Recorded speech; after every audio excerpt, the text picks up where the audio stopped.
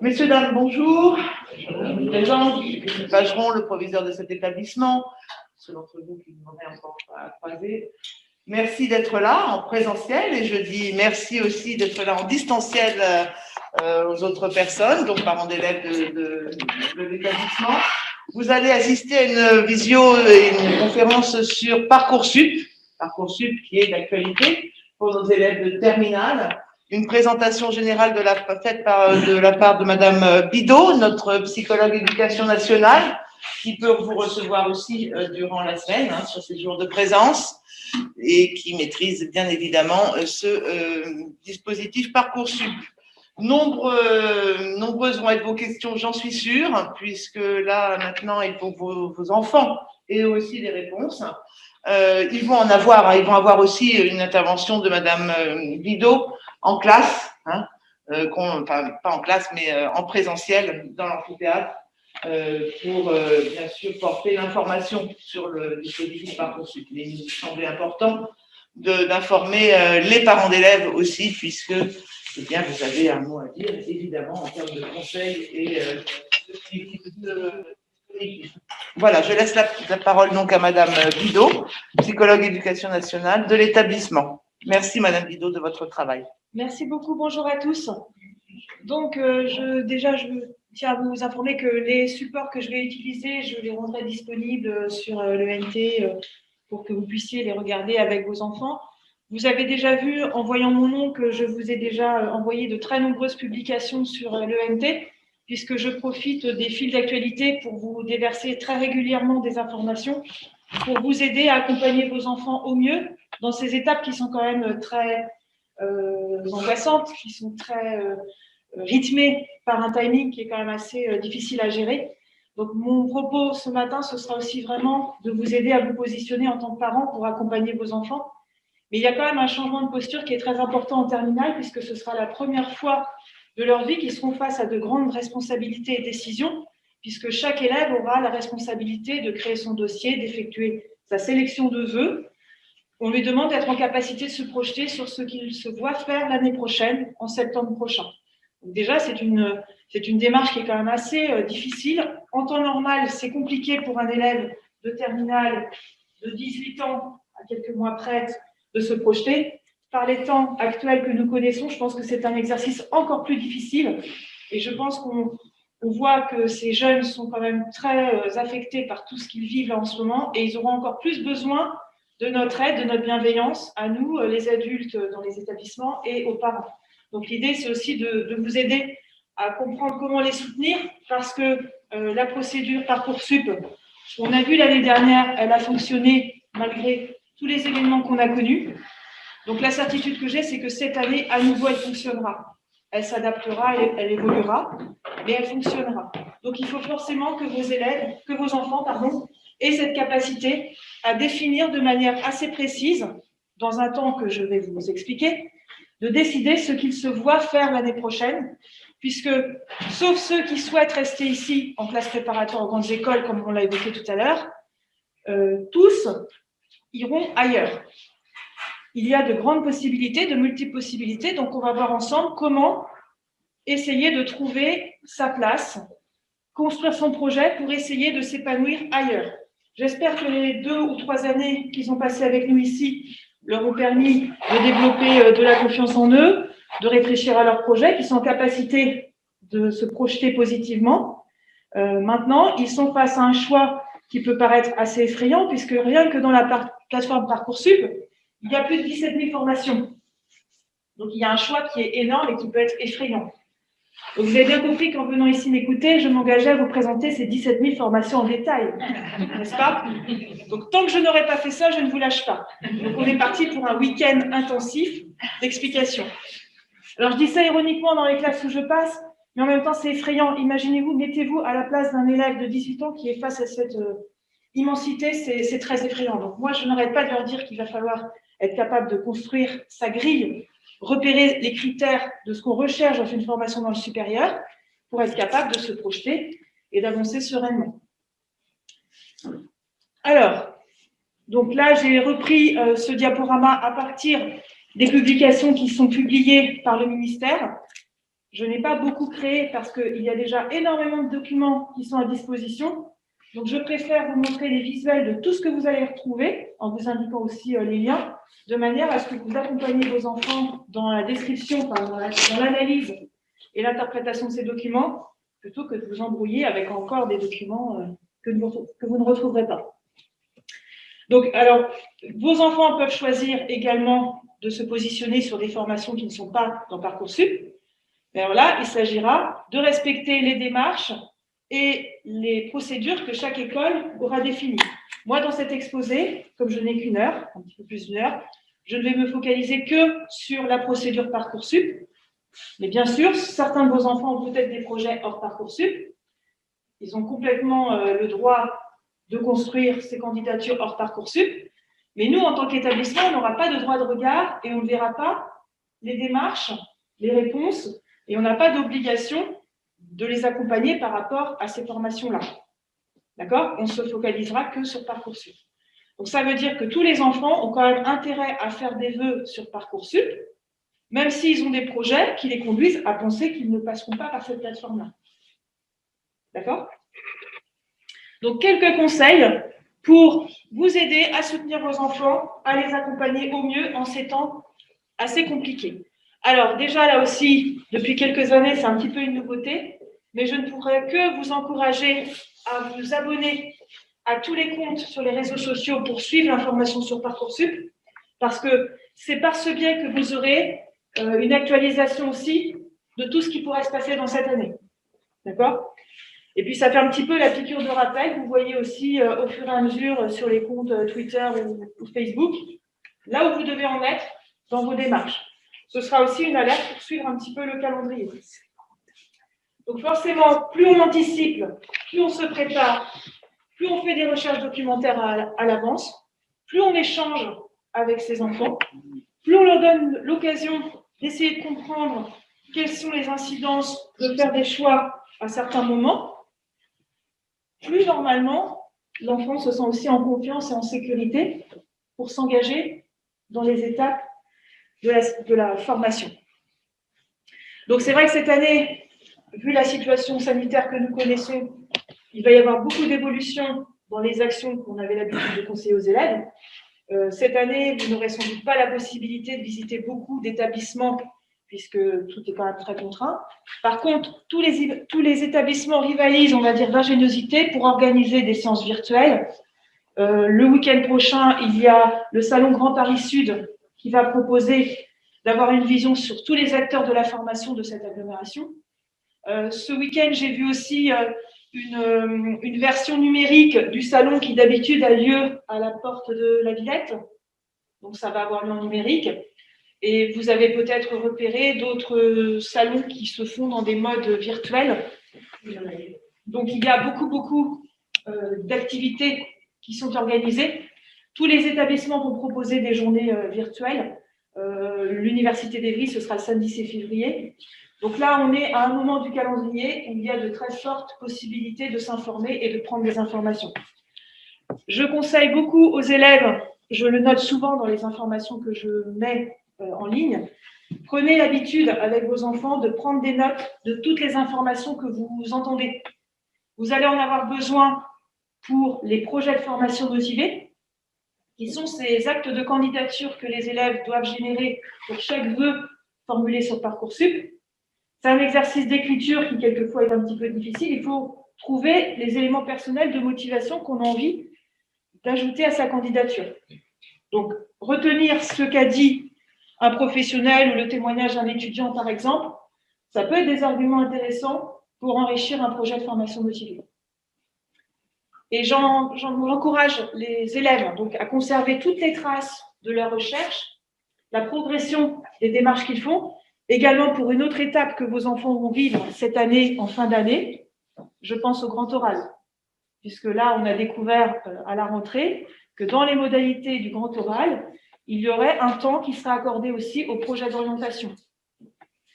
Comme le grand oral aura lieu en fin d'année, et que donc là aussi vos enfants seront en fin de parcours, entre guillemets, par rapport aux démarches d'orientation, on ne sait pas forcément encore aujourd'hui sur quoi ils auront envie d'axer ces 10 minutes.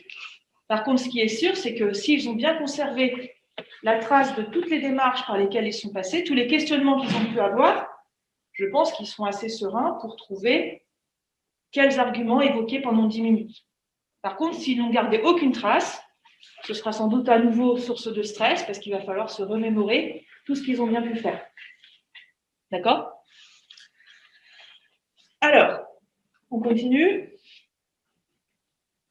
Donc, comme je disais tout à l'heure, il y a de très nombreuses sources maintenant qui permettent aussi aux élèves de sélectionner le format d'information qui leur plaît le plus. Ça nous fait aussi évoluer, nous, dans nos pratiques, puisque je sais que de plus en plus, ces élèves sont très sensibles, par exemple, aux vidéos. Donc, n'hésitez pas là aussi à les accompagner, à regarder avec eux. Quelquefois, les vidéos permettent aussi de faire prendre conscience aux élèves de l'environnement dans lequel ils vont évoluer, des équipements qu'ils vont avoir à manipuler. Bien sûr, rien ne remplacera les échanges humains. Donc, profitez aussi des réseaux de relations que vous pouvez avoir, puisque dans vos environnements personnels, familiaux, amicaux, vous avez sans doute des personnes qui peuvent aussi apporter contribution, des témoignages de ce qu'ils vivent en ce moment pour ceux qui sont étudiants, et puis de leur expérience professionnelle.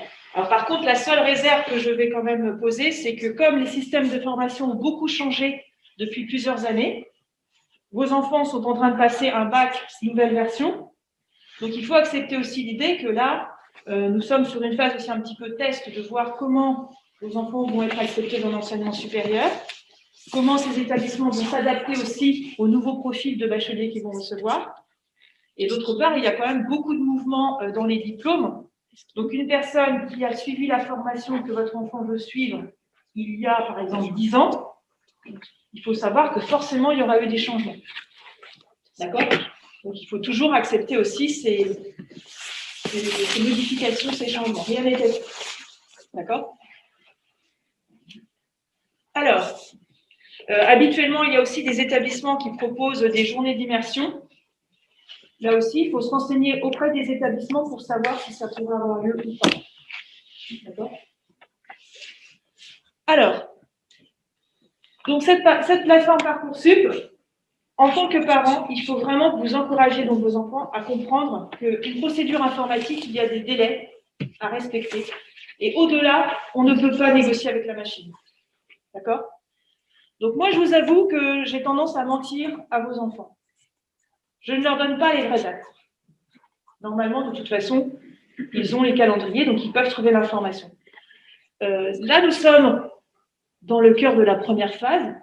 Et dans quelques jours, nous allons basculer dans la deuxième phase qui permettra à vos enfants de créer un dossier, de sélectionner des formations et donc de déposer candidature. D'accord ? Oubliez le 11 mars. Moi, je préfère que vous vous mettiez comme objectif avec vos enfants d'avoir fait le maximum, posons le 5 mars. D'accord ? Parce que plus vous tardez à surveiller aussi, entre guillemets, ce que vos enfants ont fait, plus vous prenez le risque peut-être que la plateforme en fin de procédure soit saturée, que le système informatique ne tienne pas. Donc, comme tous les ans, nous avons des élèves qui se manifestent le 12, le 13, qui pensent que nous avons des moyens magiques de réouvrir la plateforme parce qu'ils ont oublié de déposer une candidature dans un établissement. Donc, je vous encourage vraiment, en tant que parent, à poser une date limite pour la sécurité de tous. D'accord ? Ensuite, vous avez une autre date qui apparaît, qui est la date du 8 avril, pour vraiment finaliser la totalité des démarches. Mais là aussi, je vous conseille d'avancer au maximum, peut-être de poser cette date limite du 1er avril, pour être serein, pour être tranquille. Alors là aussi, ce qui est un petit peu compliqué avec et la gestion de Parcoursup et la gestion de l'année de terminale, c'est que vos enfants vous ont peut-être informé, vous avez peut-être eu aussi l'information, par notamment la brochure qui a été remise au début de l'année, Réussir son bac et son entrée dans le supérieur, avec une jolie photo d'élèves masqués. Vous avez vu qu'il y a une superposition d'événements très importants au mois de mars. Vos enfants seront aussi normalement exposés à l'enseignement de spécialité évalué pour le bac. Normalement, c'est autour du 17 mars, entre le 15 et le 17 mars. Donc, ça veut dire que le mois de février et de mars, devra être consacré à la présence, à l'implication dans les cours au lycée, à la préparation à la révision de ces épreuves et à la détermination des vœux pour l'année prochaine. Donc, c'est quand même une charge cognitive qui va être importante. D'accord? Donc, je pense que votre rôle en tant que parent, c'est d'apporter un maximum de sécurité à vos enfants. Donc, vous ne pouvez pas leur conseiller de se consacrer que à la préparation des épreuves du bac, en oubliant Parcoursup.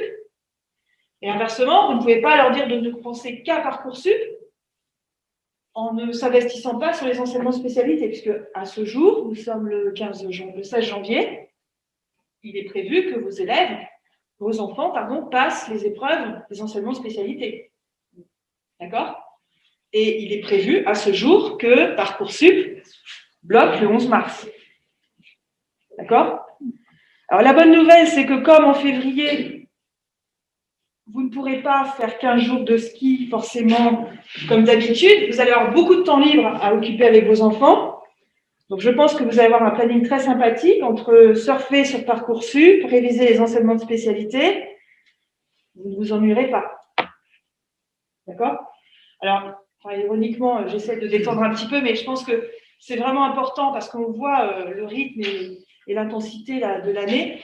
Pendant ce temps de vacances, je pense que ce sera vraiment un moment privilégié pour aider vos enfants à se projeter et à s'avancer au maximum dans ces démarches, de manière aussi éventuellement au retour des vacances à me solliciter s'il y a des questions du fait d'avoir passé déjà pas mal d'heures sur la plateforme et d'être un petit peu perdu. D'accord? Mais je ne me suis pas vraiment présentée dans le travail que je fais ici. Je suis présente 3 demi-journées. Je peux recevoir des élèves en individuel, en rendez-vous, avec vous éventuellement, mais j'interviens aussi dans les classes. Et donc, en ce moment, je croule sous les demandes de rendez-vous ici ou au CIO, où j'interviens aussi. Et en ce moment, on ne reçoit que sur rendez-vous. Mais je ne peux pas m'engager à accorder un moment privilégié avec chacun de vos enfants, malheureusement. D'accord? Donc, il faudra avancer, les accompagner et me solliciter pour vraiment des points très particuliers. Mais je ne pourrai pas, malheureusement, à mon grand regret, les recevoir individuellement. Mais dans les classes, il y a aussi un travail qui est fait avec les professeurs principaux pour essayer d'avancer sur la constitution de son projet, les différentes étapes à respecter. D'accord? Et là, on se rend compte aussi finalement qu'avec cette réforme, il était judicieux de commencer à se préoccuper de son orientation dès la seconde, de continuer en première, pour qu'aujourd'hui, en terminale, on soit vraiment dans une phase de finalisation. Un élève qui se réveillerait aujourd'hui, là, en terminale, et qui se rendrait compte qu'il y a des choix à faire, mais qu'il n'y a pas pensé avant, ça peut être compliqué pour lui. D'accord? Donc, le mieux, c'est au moins aussi d'encourager un élève à voir ce qu'il est possible de faire, à poser des critères. D'accord? Qu'il ne sache pas encore aujourd'hui très précisément, ce n'est pas dramatique. Et par contre, il faut qu'il soit quand même conscient des grandes caractéristiques des différentes formations. C'est là où votre lecture aussi, votre accompagnement peut les aider à comprendre les enjeux des formations. Alors, tout à l'heure, j'espère avoir le temps de vous parler de la phase réponse, qui est aussi un moment très sympathique à vivre pour les parents. Donc, on en parlera tout à l'heure. Et si jamais je n'arrivais pas aujourd'hui à aller jusqu'au bout, je n'hésiterai pas à nouveau à vous donner des informations par la plateforme, quitte même à organiser peut-être plus tard une autre réunion, nous verrons. Là, on va se focaliser vraiment sur cette étape-là qui est quand même très, très importante. D'accord? Alors, il y avait juste une question tout à l'heure, je n'ai pas répondu. Oh, c'est pas grave, c'est juste en fait, mais maintenant j'ai l'impression que j'ai compris la différence entre le 11 mars et le 4 mai. D'accord. Je vais y revenir. D'accord. Alors, première phase, donc là, nous étions en pleine phase d'information. Donc, j'espère qu'avec vos enfants, vous avez fait au moins une petite visite sur le site Parcoursup pour voir toutes les informations qui sont à disposition.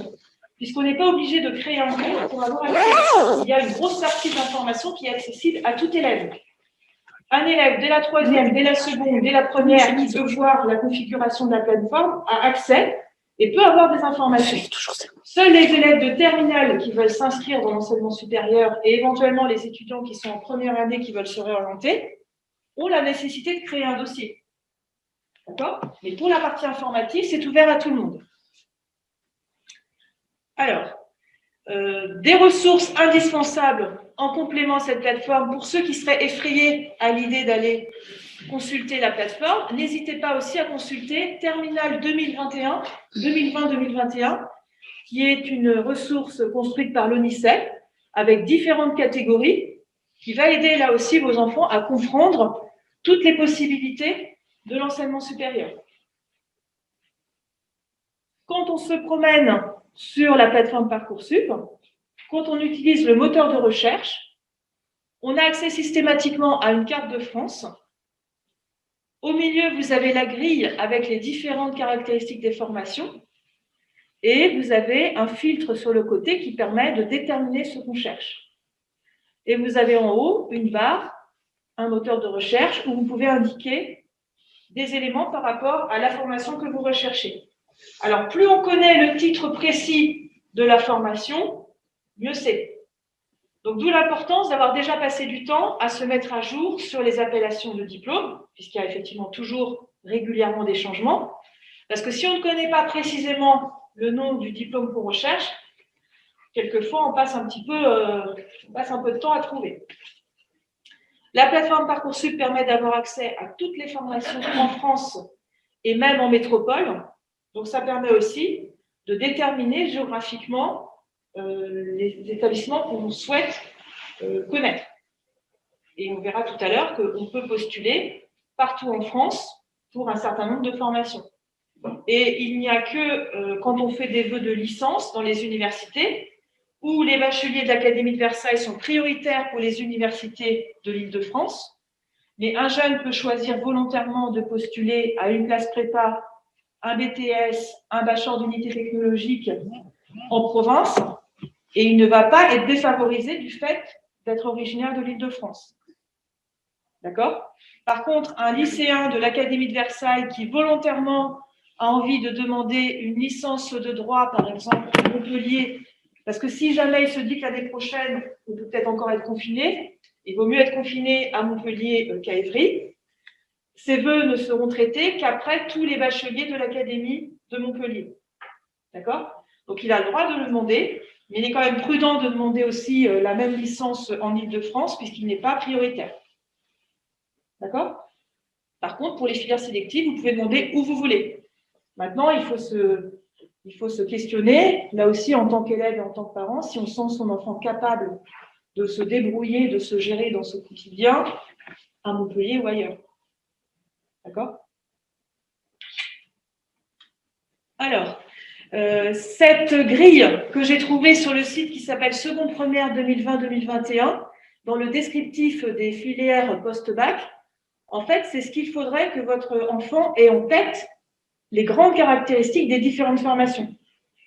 Et là aussi, si jamais votre enfant qui est actuellement en terminale a un petit frère et une petite sœur en seconde, c'est peut-être pas mal de l'aider, de l'associer aussi aux recherches que fait votre enfant plus âgé, pour qu'il comprenne un petit peu à quoi s'attendre quand il sera en terminale. Parce que finalement, un parcours de lycée, ça passe très très vite.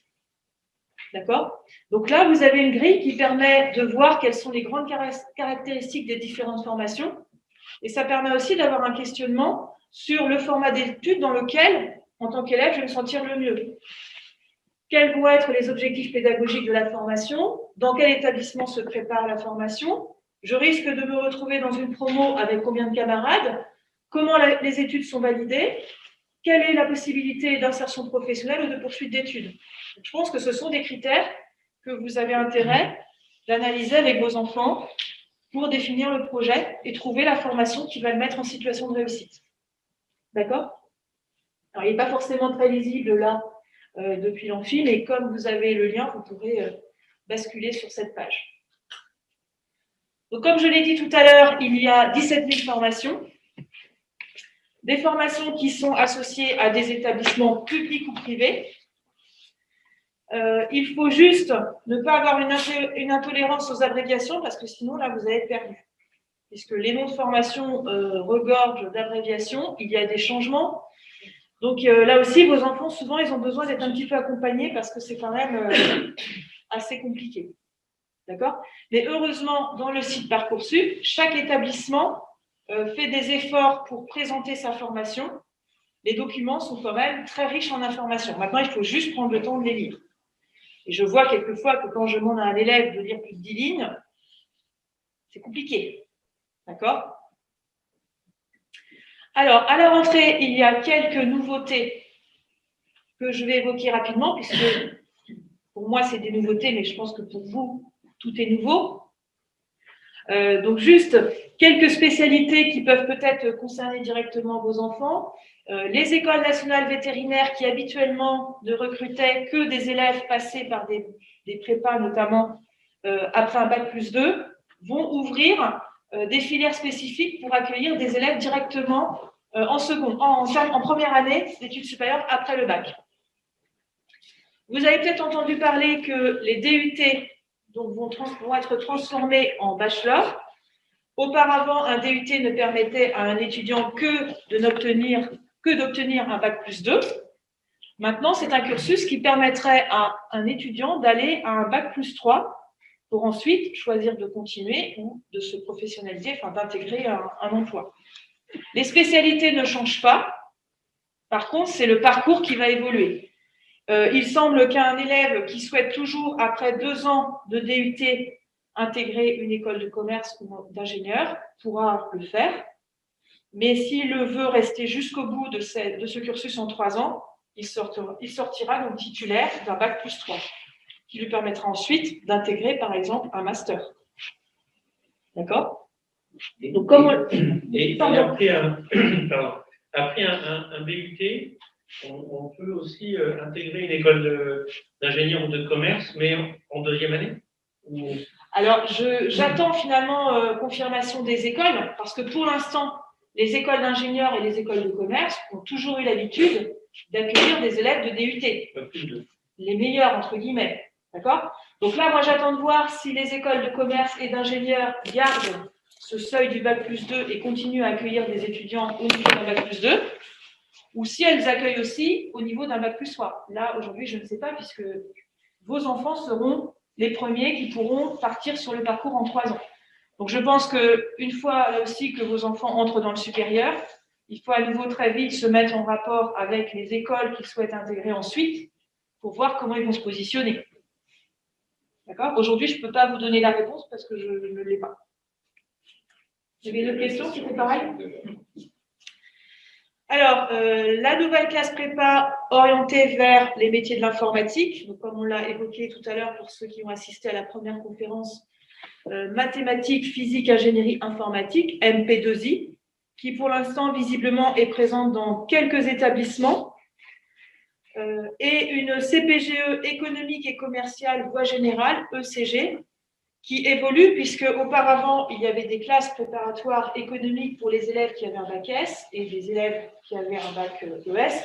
Donc là, forcément, la filière a été revue pour accueillir des lycéens qui auront un bac général en fonction des enseignements spécialités qu'ils auront choisis. D'accord?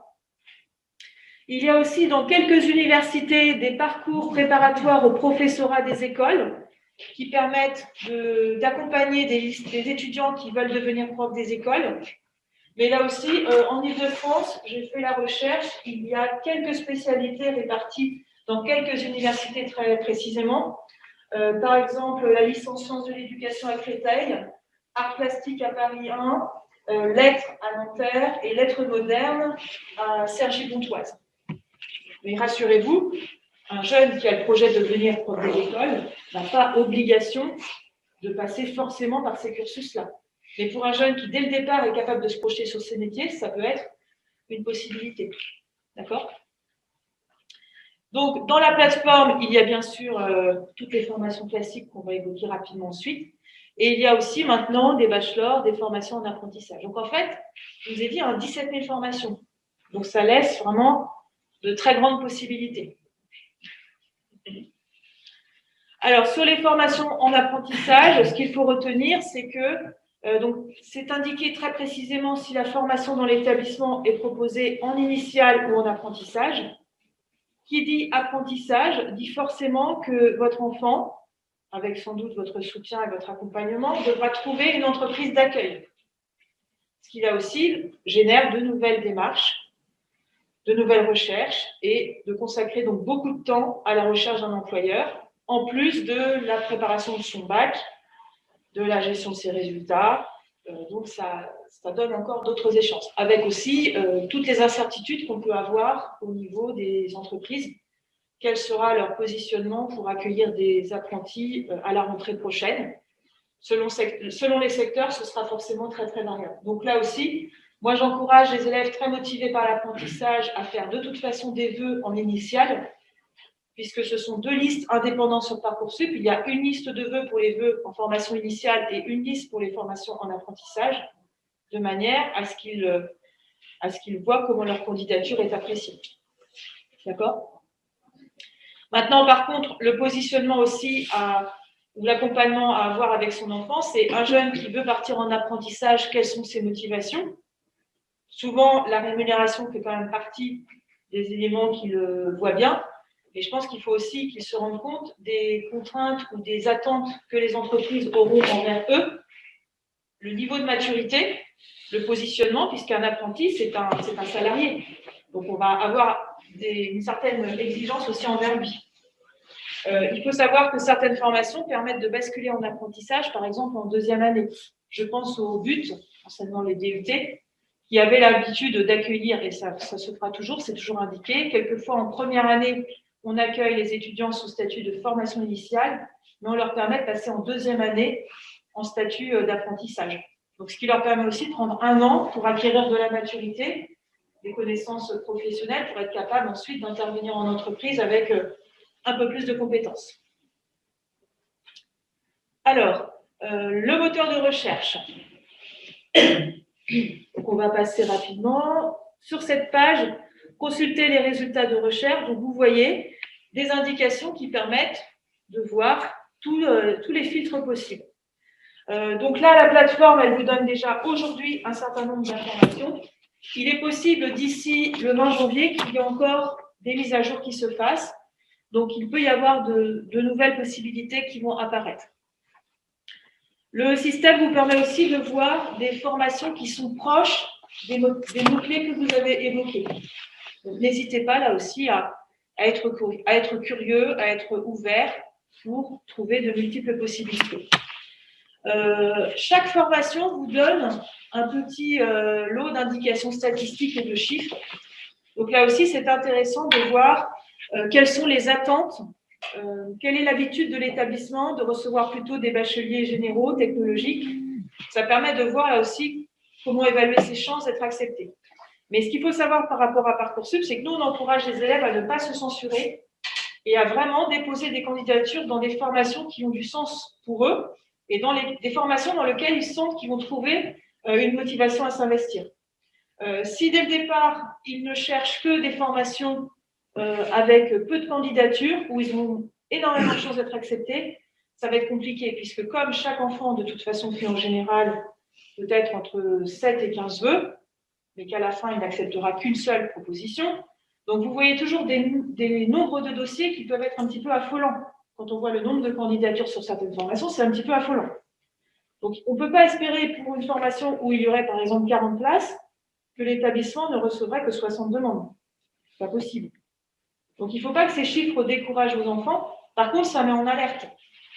Plus un enfant fait le choix de filières qui ont des taux d'accès faibles, plus il peut quand même se mettre en difficulté si parallèlement ses résultats ne sont pas excellents. D'accord? Mais quand on diversifie ses choix, qu'on fait et des vœux de filières sélectives qui effectivement sont sélectifs, mais qu'on fait aussi des vœux où les taux d'accès sont plus importants, on se donne des chances de se retrouver fin mai avec plusieurs oui. D'accord? Alors, on peut aussi dans un premier temps, parce que j'imagine que se lancer dans la recherche sur Parcoursup pour décortiquer les 17 000 formations, quelquefois c'est un peu compliqué, on ne sait pas par quel bout s'y prendre. On peut aussi dès le départ, par exemple, se limiter géographiquement à une région. On peut dans un premier temps, par exemple, se focaliser que sur l'Essonne. Comme ça, le système va vous filtrer et vous faire ressortir que les formations de la zone géographique que vous avez déterminée. C'est plus facile de commencer avec une liste courte qu'avoir tout de suite la possibilité de consulter 3500 formations. D'accord? Donc là, par exemple, j'avais mis comme mot-clé je voulais ne voir que les buts du 91. Donc là, déjà, vous voyez, il me donne la concentration là, sur le département. Et puis, je vais avoir la liste de tout ce qui existe. Alors, je ne sais pas pourquoi c'est mal calibré comme ça. Je n'aurais pas dû faire comme ça. Donc là, par exemple, si on s'arrête sur la fiche proposée, est-ce que c'est à peu près lisible, vous voyez? Donc, on va s'arrêter sur les interprétations statistiques. Donc, vous avez à chaque fois le nom de l'établissement. Donc là, par exemple, c'est un bachelor d'unité technologique, donc anciennement un DUT qui devient un DUT, qui s'appelle Génie électrique informatique industriel, qui est proposé à l'IUT d'Evry. Quand il n'y a pas de précision, c'est que c'est sur le site d'Evry. Quelquefois, ça peut être administrativement rattaché à l'IUT d'Evry, mais sur un autre site géographique de cours. Donc, à chaque fois, c'est clairement indiqué. Là, en l'occurrence, on voit que cette formation est proposée en 2e année en apprentissage. Inversement, si on va sur la formation suivante, génie mécanique et productique, là, ce n'est pas indiqué. D'accord? D'autre part, vous voyez des taux d'accès. Donc, ça permet de savoir si c'est facile ou pas à intégrer. Et vous voyez aussi quel est le profil des bacheliers qui habituellement est retenu. D'accord? Donc, ces éléments statistiques sont importants, mais doivent être pris quand même avec des pincettes et des précautions. Ne cherchez pas, ne forcez pas vos enfants à faire des choix où il y a systématiquement 100% de chance. D'accord? Alors, dès qu'on entre dans une formation, on a de multiples pages qui s'ouvrent. Alors là, je sais bien que c'est illisible. En fait, c'était pour vous montrer que, parce que je ne pouvais pas, sauf à être sûre de pouvoir avoir accès à Internet ici aujourd'hui, vous faire une simulation. Donc, j'ai fait au plus simple des captures d'écran pour vous montrer qu'il y a quantité d'informations avec de nombreuses rubriques à lire. Et je pense que là aussi, vos enfants, ils ont besoin peut-être d'être accompagnés et de regarder toutes les informations qui sont à disposition, parce qu'elles sont nombreuses. D'accord? À chaque fois, vous avez un renvoi sur le site Internet de l'établissement qui vous permet là aussi d'avoir beaucoup plus d'informations. Et déjà, sans sortir de l'espace Parcoursup, vous avez déjà accès à beaucoup d'informations. Notamment, par exemple, les taux de passage, les débouchés, et donc les fameux chiffres. Alors, est-ce que vous voulez que je décortique un petit peu cette lecture de chiffres? Donc là, par exemple, vous avez une formation qui accueille 72 étudiants. L'an dernier, l'établissement a reçu 1200 candidatures, donc des élèves qui ont respecté le timing que je vous évoquais tout à l'heure, qui ont constitué leur candidature, qui ont validé le vœu après avoir fait le projet de formation motivée. Donc l'établissement a reçu 1200 candidatures, a classé donc tous les dossiers en fonction de tous les éléments qui étaient à disposition, les notes de première et les 2 bulletins de terminale, et bien sûr les projets de formation motivée, donc les argumentaires que les élèves ont écrits pour justifier pourquoi ils étaient intéressés par cette formation. Et la façon de défendre son projet de formation motivée, c'est de montrer aussi qu'on a bien compris ce qu'on allait faire dans la formation et qu'on était déjà capable de se dire qu'est-ce que je vais en faire de cette formation ? Vers quelle poursuite d'études j'ai envie de me diriger ou vers quel domaine d'activité, quel métier. D'accord? Donc, normalement, un projet de formation, rien qu'avec les éléments que vous avez sur la page, vous avez déjà de quoi faire. Maintenant, plus vous pouvez apporter d'autres éléments, mieux c'est. D'accord? Et donc, une fois que l'établissement a classé par ordre tous les dossiers, il a proposé aux 448 meilleurs dossiers un oui. Et en fait, ce sont les élèves, ensuite les terminales, qui décident s'ils choisissent ou pas cet établissement. Pour remplir une promo de 72, l'établissement a proposé aux pratiquement 450 meilleurs dossiers. D'accord? C'est clair? Donc voilà, il faut que les jeunes aient conscience qu'ils sont quand même en position de force. À un moment, c'est eux qui décideront à la fin de retenir ou pas la meilleure proposition pour eux, qu'on leur fera. D'accord? Et si les 450 ils disent oui? Non, c'est pas possible. Non, en fait, on propose aux 72 meilleurs dossiers dans un premier temps. Ces premiers ont un temps de réflexion. Parmi ces 72, certains ont mieux ailleurs. Donc, par exemple, sur les 72, peut-être qu'au départ, il n'y en a que 30 qui disent oui. Donc, il reste 42 places. On va descendre aux 42 suivants. Et en fait, quelquefois, il faut descendre jusqu'au 450e pour avoir la promo complète. D'accord. Normalement, si c'est comme l'année dernière, quand on ouvre son dossier fin mai, on a une idée de son rang de classement. Donc, ça permet de savoir si on a des chances ou pas. Donc, si dès le départ, par exemple, votre enfant apprend qu'il est le 1000e, d'accord?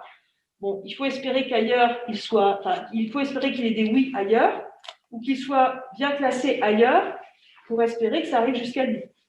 Et inversement, si votre enfant, dès le départ, il est le 100e, alors il faut juste quelque chose qui est quand même très difficile à vivre pour un élève de terminale, être patient.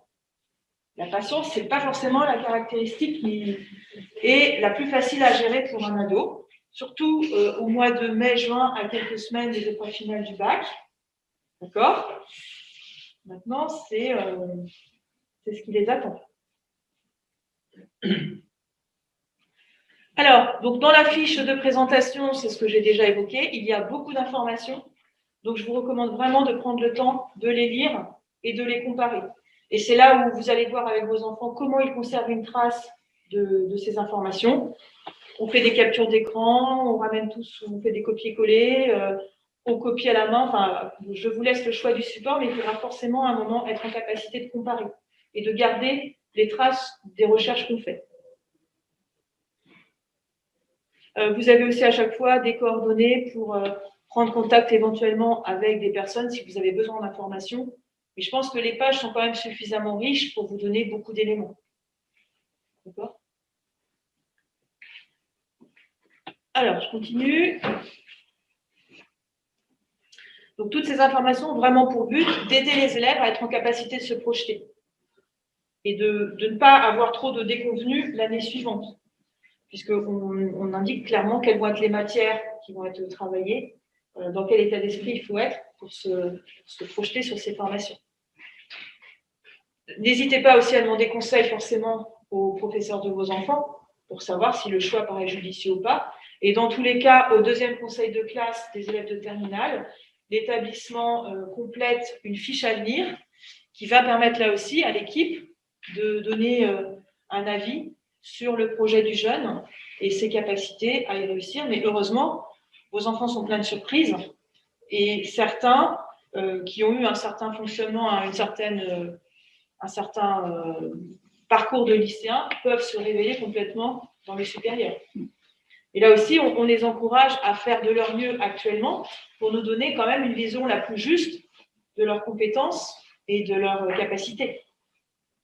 Et il ne faut pas non plus qu'ils oublient que leurs notes de première et de terminale vont les suivre ou les précéder pour la suite. Donc, plus ils jouent le jeu de ce qu'on leur demande avec nous, plus ils vont avoir des dossiers de qualité, des bulletins de qualité, qui leur permettront ensuite de continuer à avancer sereinement. Ceux qui, malheureusement, en tant qu'adolescents, n'ont pas forcément saisi tous ces enjeux-là dès la première, peuvent se mettre en difficulté. D'accord ? Alors, ça, je vais passer. Pour des jeunes qui peuvent être en situation de handicap, donc là aussi, il y a des documents spécifiques qu'ils peuvent choisir d'ajouter dans leur dossier ou pas. Donc, vous allez voir les pages qui vont apparaître quand vous créez un dossier. Donc là aussi, si vous avez besoin de conseils par rapport à des situations particulières, n'hésitez pas à nous solliciter. On pourra éventuellement vous donner des indications. Alors, je continue.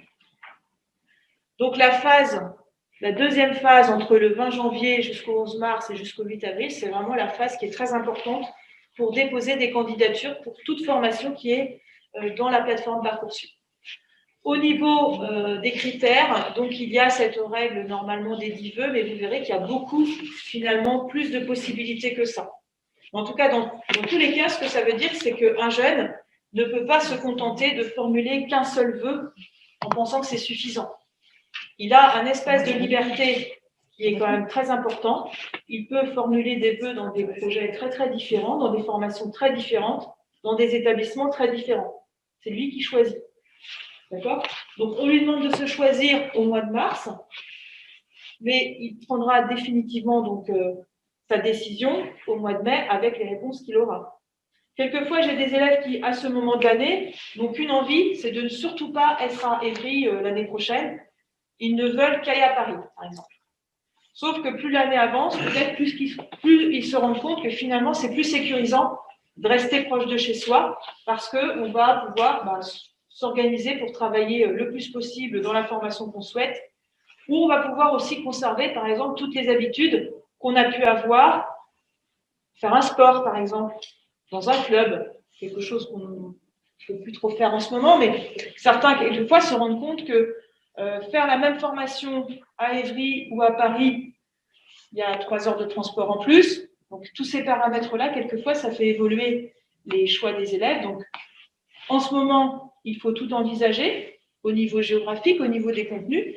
Et puis, au mois de mai, au niveau des résultats, il faudra voir que votre enfant aussi aura pu évoluer dans ses projets. Et s'il a bien construit son projet, il sera maître des réponses qu'il pourra donner. Tout au long de la plateforme, il y a très régulièrement des vidéos conseils qui sont intéressantes parce qu'elles vous expliquent la démarche et la procédure à suivre. Donc là aussi, je vous conseille de les regarder avec vous, parce que là, aujourd'hui, forcément, je ne pourrais pas vous montrer à quoi ressemble un dossier, la constitution d'un dossier sur Internet, puisque ce n'est pas encore commencé.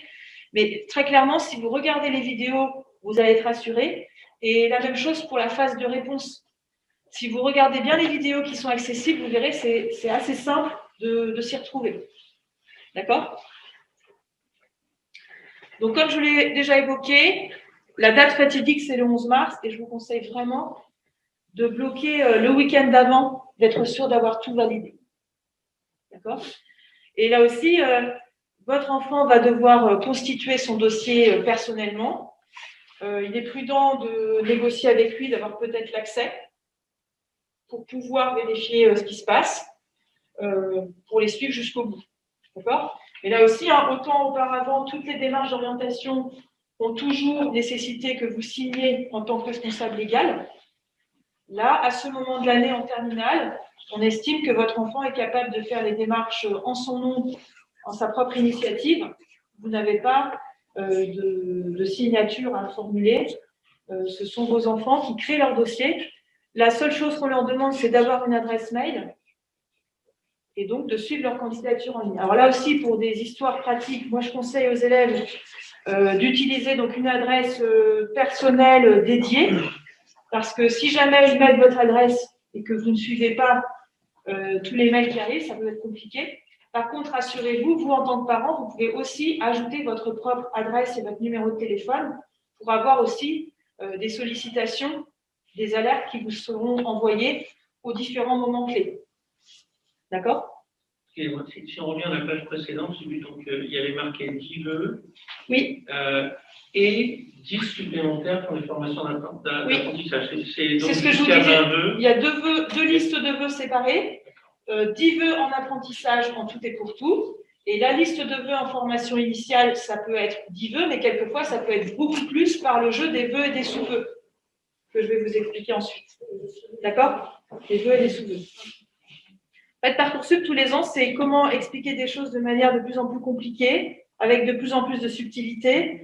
Donc, pour nous, c'est à chaque fois un exercice très sympathique, mais je vous renvoie vraiment sur les documents parce que les documents sont quand même en général assez clairs.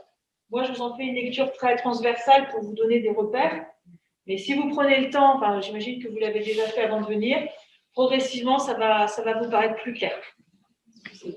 Oui. Par rapport aux vœux, on forme 10 vœux, mais les 10 vœux, c'est d'un coup ou est-ce qu'on a Non, on a le temps entre le moment où la plateforme ouvre et la plateforme ferme. On peut y aller tous les jours et tous les jours déposer une candidature, une deuxième candidature, une troisième candidature. Il n'y a pas un effet de priorité, c'est-à-dire que ce n'est pas parce que vous créez votre dossier dès le premier jour que ça va donner une priorité à votre enfant qui va forcément être accepté avant les autres. D'accord ? Les établissements ne peuvent traiter les dossiers que quand la plateforme ferme pour les élèves. Ensuite, les établissements ont la vue de tous les dossiers et vont opérer leurs étapes de sélection. Mais on ne commence pas à traiter, je parle sous contrôle de Madame Pageron, on ne commence pas pendant les vacances de février à déjà regarder les dossiers de prépa, c'est pas possible. D'accord ? Donc ça, soyez rassurés. Mais je pense que quand même, pour s'entraîner sur la plateforme, c'est peut-être pas mal d'avoir quelques vœux assez rapidement prêts à être saisis pour que vous compreniez aussi la logique de la plateforme pour voir comment ces informations vont être organisées.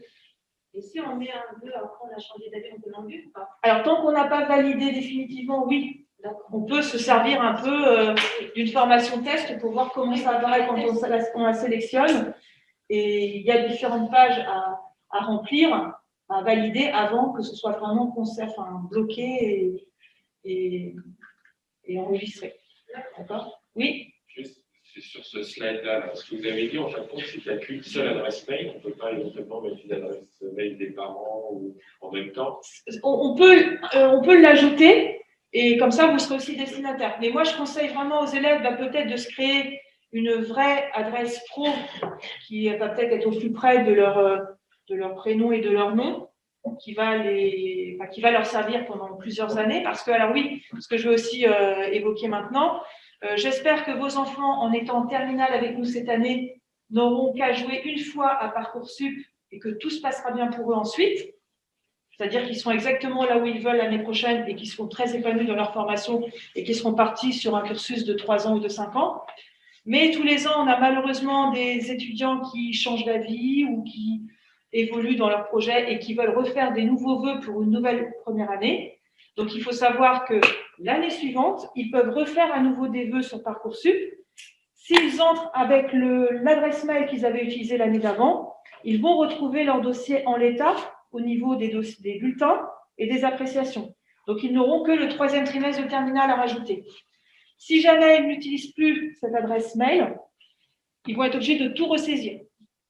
Donc, moi, je conseille vraiment aux élèves de créer une adresse spécifique pour les histoires techniques, même indépendantes d'un fournisseur d'accès. Parce que s'ils ont une adresse mail sur votre fournisseur d'accès et qu'ils vous prend l'idée de changer de fournisseur d'accès et qu'après, ils n'ont plus accès à cette boîte mail. Donc, ils n'auront plus accès à leur ancien dossier. Vous voyez? Donc, faites attention, soyez vigilants avec eux. Alors, là aussi, dans les histoires très rigolotes qu'on avait, des parents qui décident de se lancer dans des travaux en fin de procédure Parcoursup, des enfants qui ne peuvent plus utiliser la connexion pour faire les vœux, c'est compliqué parce que je ne l'ai pas dit explicitement, mais toutes ces actions sur Parcoursup, il est prudent de les faire depuis un poste informatique, pas un téléphone. Sur un téléphone, on peut consulter, mais on ne se lance pas dans une sélection de vœux, de la constitution d'un dossier, d'un projet de formation depuis un téléphone. Ça ne me semble pas très heureux. D'accord? Il y a quelques années, j'étais un peu choquée de voir des élèves qui, entre deux portes au CDI, faisaient leur petite sélection et ils s'inscrivaient comme ça, comme on commande un article sur un site commerçant. Quoi. Donc là aussi, je pense qu'il faut vraiment être vigilant. Et ça ne fonctionne pas toujours. Hein. Voilà, et il y Des a des surprises, décalages. Les années passées, les jeunes gens croyaient avoir fait les choses correctement, Et en fait, il n'en était rien. Donc, méfiance. Donc vraiment, donnez-leur les conditions techniques, matérielles pour faire les choses en bonnes conditions. Et là aussi, dans votre rôle de parent accompagnant, je vous conseille là aussi de leur rendre disponible l'avis d'imposition. Vous allez en avoir besoin pour 2 étapes. D'une part, quand vous créez votre dossier, le fait d'enregistrer votre revenu fiscal, ça permet à la plateforme de savoir si votre enfant peut potentiellement être boursier ou pas. Dans le traitement des dossiers, le fait d'être boursier est pris en compte pour certaines formations. Et tant que vous y êtes, allez créer un dossier social étudiant sur le site messervicesétudiants.gouv.fr pour là faire la procédure de demande de bourse et éventuellement la procédure de demande de logement par le Crous. C'est une autre plateforme avec un autre calendrier et d'autres démarches. D'accord? messervicesétudiants.gouv.fr. À ce sujet, vous recevrez un mail dans l'ENT lundi, puisque nous avons eu un premier contact avec le service du Crous vendredi après-midi. Et normalement, je crois que quand vous générez votre compte Parcoursup, très vite, vous recevez un mail spécifique aussi qui vous dit qui vous encourage à faire les démarches pour le Crous. D'accord? Alors, je continue. Les vœux. Donc, entre le 20 janvier et début mars, vous aurez créé un dossier sur le site et vous aurez donc à sélectionner avec vos enfants les vœux de formation pour toutes les formations de la plateforme. On est d'accord, à chaque vœu, vous aurez un écrit spécifique qui va détailler les arguments de motivation. D'accord? Il n'y a pas de classement. Vous n'avez pas à indiquer à la plateforme l'ordre de préférence de vos vœux au fur et à mesure que vous constituez la candidature. Par contre, quand vous avez presque fini la procédure de sélection des vœux, il y a une page qui s'appelle Préférences. Là, on vous demande quand même d'indiquer qu'est-ce qui vous plaît le plus. Ces informations-là ne sont pas communiquées aux établissements qui reçoivent les candidatures de vos enfants. C'est uniquement la plateforme qui garde une trace de ces informations-là. Si jamais, en fin de procédure, votre enfant n'avait aucune proposition, il y a une instance qui s'appelle la KS qui va traiter toutes les situations des élèves sans proposition et qui va essayer de trouver des solutions. D'accord ? Maintenant, moi, ce que j'indique aux élèves très clairement, c'est que la procédure, elle ne demande pas de classer par ordre de préférence, mais l'exercice que vous devez faire avec eux, à mon avis, c'est de classer par ordre de préférence le vœu de cœur, qu'est-ce que j'ai le plus envie d'avoir, et puis les vœux de raison. Parce que si un élève, moi, je vois plein de défauts à la procédure, celui que je vois notamment, c'est de ne pas contraindre l'élève finalement à vraiment hiérarchiser ce que je veux par-dessus tout, ce que je demande quand même, au cas où je n'ai pas ce que je veux. Parce que quand on est fin mai face à ces résultats, je vous souhaite à tous d'avoir des oui partout, et quand on a 7 oui, on ne peut qu'en garder qu'un. Et on n'a que 4 jours pour prendre cette décision qui est quand même essentielle. Donc si on a mis un peu n'importe quoi au hasard, et qu'on se retrouve fin mai avec que des oui, à nouveau source d'angoisse et d'inquiétude. Mais si dès le départ, les choses sont posées, progressivement, je sais vraiment de plus en plus ce que je veux. Quand je suis face à des oui, je suis capable de retenir parce que je suis au clair avec les critères que je me suis posés. D'accord ? Donc là, je pense que votre rôle en tant que parent, il est important d'aider votre enfant à saisir ce qui va avoir le plus de sens pour lui, ce qui va être le plus important pour lui. On a l'inverse aussi. C'est-à-dire le vœu de cœur, de dire je veux absolument aller là, et en fait, je suis éventuellement oui avec 4727e dossier, et avoir d'autres oui à côté, voire même des non, et se dire je ne serai pas pris, je fais quoi ? D'où l'importance d'avoir bien constitué sa liste de vœux pour être en capacité d'avoir quand même un maximum de possibilités de partir sur quelque chose qui va avoir du sens pour soi ensuite. Et à partir du moment où on a mis un oui, ça annule toutes les autres. Alors, donc là, vous me faites déjà aller dans la phase réponse, mais tant pis, je réponds quand même parce que si j'ai pas le temps de le dire après. Donc, on est d'accord. Quand vous avez plusieurs oui, vous ne pouvez en retenir qu'un. Par contre, vous pouvez garder en attente tous les vœux qui sont en attente. D'accord ? Donc ça, il ne faut pas l'oublier. Donc, dans la proposition que je retiens en oui, c'est ce qui me plaît le plus, mais ce qui peut vraiment me plaire le plus, c'est peut-être encore en attente. Mais ce n'est pas grave, je choisis le moins pire parmi les oui, en espérant que parmi les oui en attente, j'ai vraiment, que j'arrive à ce que ce oui en attente devienne un oui. Pour les oui en attente, vous voulez dire pour lesquels on n'a pas encore donné de réponse? Non, pour laquelle on n'est pas dans le classement encore de ceux qui ont le oui, parce que mon dossier n'est pas encore classé dans ceux qui ont une proposition. D'accord ? Alors, je vais continuer. Donc, alors je reviens juste sur la fin de la diapo où j'indiquais le conseil sur Parcoursup, forcément, diversifiez vos vœux, évitez de n'en formuler qu'un seul. En moyenne, l'année dernière, les élèves ont fait 9 vœux. D'accord ? Alors, la diapo suivante, c'est exactement ce que je vous ai déjà dit, messerviceétudiants.gouv.fr, qui va vous aider là à effectuer toutes les démarches pour espérer avoir les bourses et le logement. Et quand vous aurez une acceptation de proposition à fin mai, pour confirmer l'inscription, donc une fois que votre enfant a le bac, vous devrez repasser par cette plateforme pour la contribution de vie étudiante qui permettra ensuite de faire la suite des opérations d'inscription auprès de l'établissement. D'accord ? Donc ce site-là, de toute façon, vous ne pourrez pas y échapper. D'accord ? Alors, les vœux multiples. Donc là aussi, c'est un bon moment au niveau des explications que je vais vous donner. Donc, je vais essayer d'être claire. En fait, ce qu'il faut retenir, c'est que donc, parmi les 10 vœux possibles, certains vont vous ouvrir la possibilité de faire des sous-vœux. Ça va être le cas pour toutes les formations sélectives. Donc, si votre enfant pense à postuler à des BTS, des bachelors d'unités technologiques, des classes prépa aux grandes écoles, des écoles d'ingénieurs directement post-bac ou des écoles de commerce, il y aura la possibilité de formuler un vœu et de demander la même formation dans un autre établissement. Et là, on parle de sous-vœux. D'accord? Jusqu'à maintenant, c'est clair? Et donc, je vais dire exactement l'inverse, et là, je pense que ce sera vraiment clair. À l'inverse, si votre enfant veut faire une licence de droit, par exemple, le fait de dire « je veux faire une licence de droit à Évry », c'est un vœu. Le fait de demander à faire une licence de droit à Paris 2, par exemple, à Sas, sur le site de Melun, c'est un deuxième vœu. Le fait de demander une licence de droit à Paris, Panthéon-Sorbonne, c'est un troisième vœu. D'accord? Donc, il reste 7 vœux pour faire des demandes de BTS, de DUT, de classe prépa, etc. D'accord?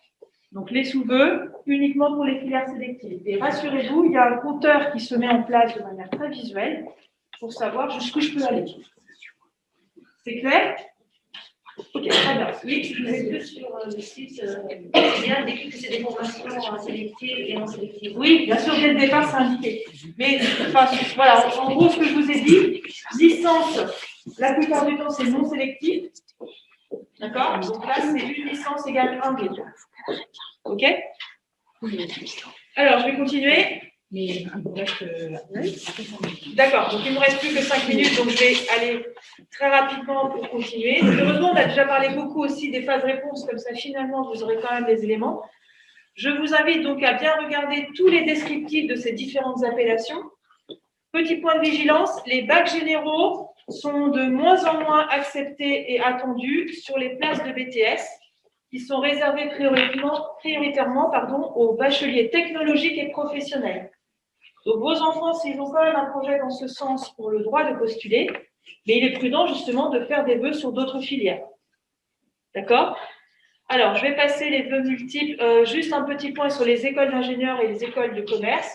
Quand vous sélectionnez une école d'ingénieurs qui nécessite de passer par un certain type de concours, quelquefois, on vous donne ensuite la possibilité de passer le même concours pour intégrer potentiellement d'autres écoles. Donc, à nouveau, vous avez un menu qui s'ouvre avec toutes les différentes écoles qui sont associées à ce même concours.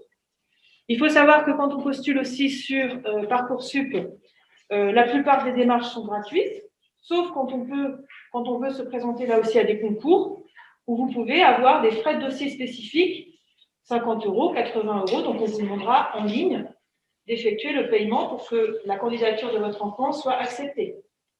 D'accord? Dans les nouveautés aussi, les cursus Sciences Po, IEP, donc ont des parcours là aussi de sélection qui sont décrits dans la plateforme, puisque cette année, ils sont tous dans la plateforme Parcoursup. Je n'aurai pas le temps d'entrer là dans le détail des filières médicales, mais sachez que là aussi, pour des élèves intéressés par ces projets, c'est quand même là aussi une réflexion qui est assez importante. Alors, j'ai fait 2 séances cette semaine et la semaine dernière avec des élèves. Pendant 1 heure, on n'a parlé que de ces cursus. Je vais mettre le diaporama que j'ai fait à disposition des élèves. Donc là aussi, je pense que c'est important pour vos enfants, s'ils sont dans ce projet-là, de continuer leur réflexion et de voir comment s'y retrouver, parce que la réforme qui a modifié l'année de PACES n'est pas forcément simple et facile d'accès à la première démarche. Donc, ça va vous demander là aussi de les accompagner et de les soutenir. Alors, ça, je vais continuer rapidement à balayer. Comme j'ai dit tout à l'heure, un bachelier de l'Académie de Versailles peut postuler à toute formation universitaire en Île-de-France. Il est prioritaire par rapport aux provinciaux, d'accord? Mais inversement, un jeune qui veut postuler à des filières sélectives en province ne va pas être pénalisé. Par contre, c'est peut-être bien d'indiquer dans le projet de formation motivé qu'il va être complètement, que les problématiques de logement d'hébergement vont être complètement prises en charge et que l'établissement peut l'accepter. D'accord? Donc, la date limite de la première formation, c'est le jeudi 11. Mais comme je vous l'ai évoqué, moi, je pense qu'il faut vraiment mettre une alerte dans vos agendas. Et il faut que, là, j'ai mis le 8 dernier délai, mais le week-end d'avant, je pense que c'est vraiment très bien de s'en être débarrassé au maximum. Ensuite, on a encore le temps pour boucler sa candidature, faire les projets de formation motivés. Et c'est vraiment le 8 avril où là, tout est verrouillé. Et ensuite, à partir du 8 avril, les établissements vont traiter les dossiers. Ah oui, alors encore une petite information. Dès que vous constituez des candidatures, vous savez aussi très vite la suite de la procédure. Il y a des établissements qui vont organiser des oraux, qui vont convoquer vos élèves, vos enfants éventuellement à des épreuves écrites, des épreuves orales, dans des modalités qui sont indiquées au moment où on en est actuellement de la formation. Donc là aussi, aidez vos enfants à noter tout ça, parce que si vous choisissez des formations qui vous obligent physiquement à être présents à des épreuves écrites le même jour au même endroit, ça va être compliqué. Donc là, je pense qu'ils ont aussi besoin de votre soutien. D'après ce qu'on voit, l'agenda, la tenue d'un agenda, ce n'est pas leur compétence prioritaire, puisque comme ils ont pronote, les devoirs, ils n'ont pas forcément au quotidien. Donc là, on leur demande d'être capable de se projeter sur le mois d'avril, le mois de mai. Ça peut être compliqué.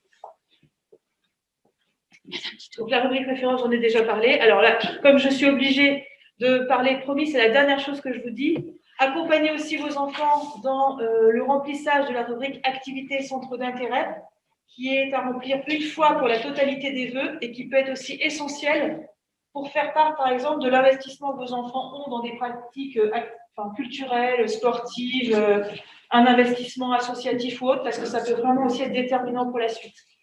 D'accord ? Pardon ? On peut mettre une question. Non, je ne crois pas, c'est vraiment du déclaratif. Par contre, selon certaines formations, quelquefois, on vous demande des pièges joints. Je pense par exemple aux élèves qui veulent faire des filières sportives, STAPS. Là, on demande de joindre des copies de licence, de diplôme, etc. D'accord ? Je suis obligée d'arrêter puisque j'enchaîne ensuite sur une autre séance, mais vous serez alerté par un certain nombre d'informations quand vous constituerez vos candidatures. Donc, il faudra bien respecter tout ce qui est indiqué. Donc, de toute façon, là, je n'ai pas eu le temps de voir s'il y avait d'autres questions par le chat. On a eu une question. Une question ? C'est quoi ? C'était, y a-t-il encore la feuille de dialogue en terminale? Non, il n'y a pas de feuille de dialogue, mais par contre, l'établissement va produire ce qu'on appelle une fiche à venir, dont l'élève n'a pas connaissance dans le courant de l'année. C'est plus tard en fin d'année dont il aura connaissance, mais en gros, ça reprend les appréciations du premier et du deuxième trimestre et une évaluation de certains critères sur sa capacité à réussir dans les études supérieures. Voilà.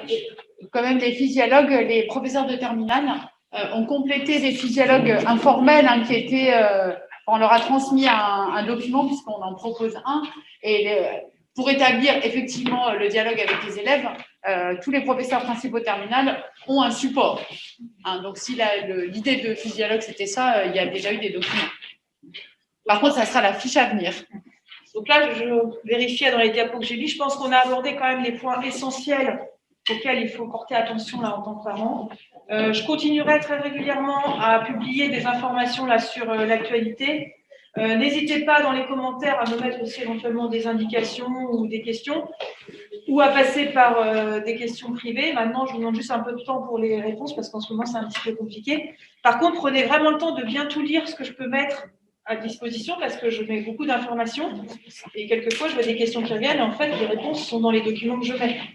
Donc là aussi, prenez le temps de les lire avec vos enfants. Mais par contre, éventuellement, là même, des commentaires aussi sur ce que vous avez compris ou pas de cette réunion, ça peut m'aider là aussi à voir comment je peux compléter ce que j'ai pu vous donner. Mais de toute façon, donc là, tout ce qu'on a dit aujourd'hui va être mis en ligne. Donc, vous pourrez revenir tranquillement avec vos enfants, parce que là, je pense que certains d'entre eux sont en train de plancher là, en ce moment, donc ils n'ont pas pu tout entendre. Je vais organiser là, dans les 2 prochains lundis, pas celui-ci, mais la semaine suivante, des conférences ici pour parler vraiment de la procédure Parcoursup, et je ne pourrai recevoir donc que 50 élèves, puisqu'on est dans des capacités limitées. Je ferai passer à nouveau un message via l'ENT avec sans doute un lien pour qu'ils s'inscrivent, pour être sûr que j'en ai 50. Je serais ravie de les accueillir, mais je passe déjà dans certaines classes, mais je ne peux pas forcément passer dans toutes. Les classes étant dédoublées, moi, ça m'oblige à faire 2 fois des passages en classe, donc c'est un petit peu compliqué. Oui, puis on a mis des affiches là, parce qu'apparemment l'Académie de Versailles propose un truc Instagram. Enfin, je n'avais même pas reconnu que c'était le logo de ça, mais les élèves le sauront. Donc, on a mis des affiches. Je crois que c'est le 18 janvier. C'est possible. Ou le 20 janvier, je ne sais pas. Enfin, bon, il y a des conférences en ligne. Voilà, des tas de choses pour accompagner les élèves de terminale. Il va y en avoir régulièrement sur l'Instagram de ACFUR à Versailles. Voilà. Donc, il y aura des outils. Merci beaucoup. Merci à vous.